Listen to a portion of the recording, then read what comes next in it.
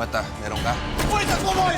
Hindi ka nabuso. Huwag ka nang umasa may mahanap ka pa magbebento sa'yo ng mas mababa pa sa 1,000.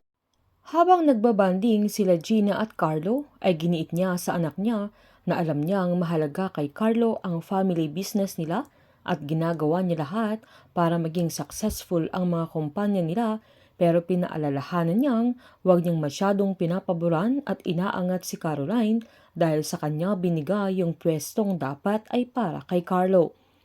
Pinaliwanag naman ng binata na natuto siya sa kanyang mama. Nagawan niya ng magaganda ang mga kaaway niya na gagawin niya sa pamamaraang hindi nila inaasahan na gugulatin na lang niya sila kapag nakagol na siya. Sinaad naman ni Gina na may tiwala siya sa anak niya, pero lagi na lang naaagaw nila Cindy at Caroline si Wilson na gusto niyang maging happy, perfect family silang tatlo at maging buo sila. Habang nang nanggigigil naman si Bingo nang labhan niya yung panyong itim na binigay sa kanya ni Caroline, sabay na alala niya ang sinabi ng dalaga na nangangamoy tagumpay ang panyo niyang yun. Inasar pa ni Monching na binigyan pala siya ng panyo kaya hindi sila magkaaway, pero giniit ng binata na ibabalik din niya yun kay Caroline.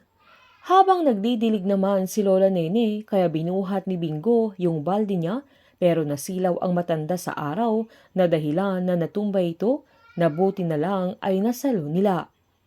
Habang pre-present naman ni Caroline ang proposal niya para sa project niya kila Wilson at Carlo na nagkakahalaga ng 300 million pesos, na umalma ang binata, pero pinaliwanag ni Caroline na makikinabang ang mga batang walang tirahan na inabandona ng mga magulang nila. Pero giniit naman ni Carlo na masyadong malaki yung budget niya na pwede siyang mamili ng mas maliit na project, na agad namang nag-oo ang papa nila na kung sakaling may mapiling iba si Caroline, pero nanindigan naman ang dalaga na yun ang gusto niyang project, ang tahanan ng mga inabandonang mga bata. Pinaalala ni Carlo na hindi pa nila nababawi yung 2 bilyon na nahak sa bangko nila, na sigurado siyang hindi yun i-approve ng Finance Department. Pinaliwanag naman ng dalaga na nag-research siya at nalaman niyang matagal nang pinipledge ng mga liyaw ang property na yun, na baka sakaling pumayag sila at tutuparin nila na idodonate nila yung lupa, na siguradong mapabababa nila yung cost, kaya giniit ni Wilson na puntahan ng dalaga si Edward.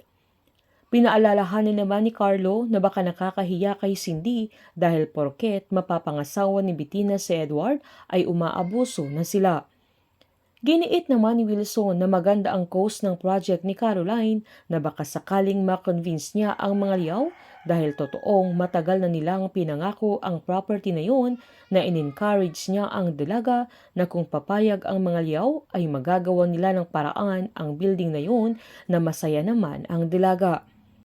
Tinawagan naman ni Gina si Cindy upang ipaalam na sinabi ni Carlo na ayaw bigyan ni Cindy ng budget na 300 million para sa project ni Caroline.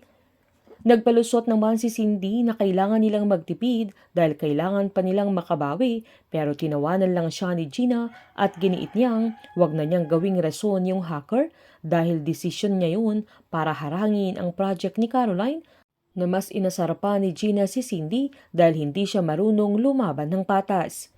Ginagawa lahat ni Cindy ang paraan para pabagsakin si Caroline para mas sumikat si Irene at siya ang mas papaboran ni Wilson, pero kahit anong gawin nila ay mas makukuha pa rin ni Caroline ang pabor mula sa papa niya dahil meron siyang malinis na puso, na sa likod ng pang-aapi sa kanya ay tinuturing pa rin niyang pamilya sila Cindy, na kahit gusto na nilang mawala siya sa mga buhay nila. Painit ng painit ang mga tagpo, sabay-sabay po nating subaybayan ang advance episode ng Can't Buy Me Love dito po sa aking channel. Patuloy lamang pong manood at mag-subscribe para ma-update po kayo sa mga susunod na episode. Marami pong salamat.